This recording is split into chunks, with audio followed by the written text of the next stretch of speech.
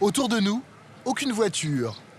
Mais ici, tout est déjà prêt à accueillir des milliers de touristes.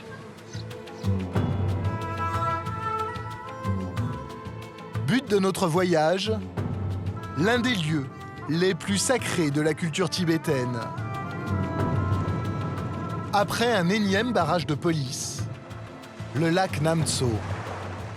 En français, le lac Céleste. L'un des lieux les plus saints du bouddhisme tibétain. Le parking est rempli de cars. Ce sont tous des tours opérateurs chinois. C'est le point d'orgue des voyages organisés. Ils sont horribles, ces Chinois.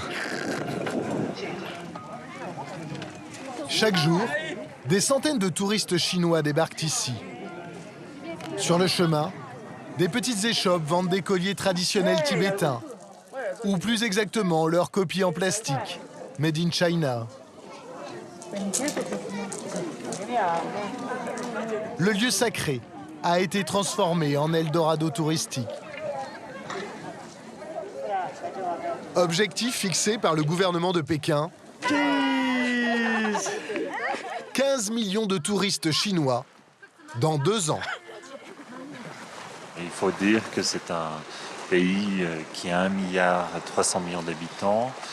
Et les gens maintenant ont un certain pouvoir d'achat, la classe moyenne s'est développée et les touristes chinois voyagent en priorité dans leur pays.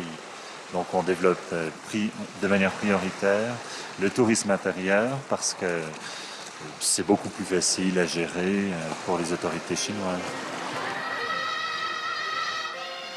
Problème. Comment les 3 millions de Tibétains et leurs traditions pourront-ils survivre à cet afflux de touristes? À l'image de ces Chinois qui se font prendre en photo, les pieds dans l'eau du lac sacré, et qui désespèrent notre guide. Nous avons beaucoup de pèlerins qui viennent de loin pour prier. Nous, on ne peut pas toucher l'eau sacrée. On peut juste en boire et s'en mettre sur la tête. Et personne ne leur dit que c'est interdit? Non. Les Chinois font ce qu'ils veulent. Ils ne savent même pas que cette eau est sacrée. C'est dégoûtant.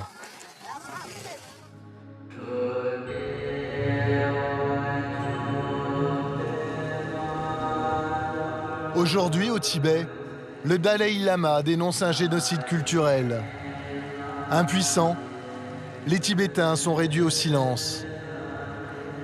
Pour fuir la répression des autorités chinoises, ils n'ont qu'une seule solution. S'enfuir, en traversant, au péril de leur vie, les sommets enneigés de l'Himalaya.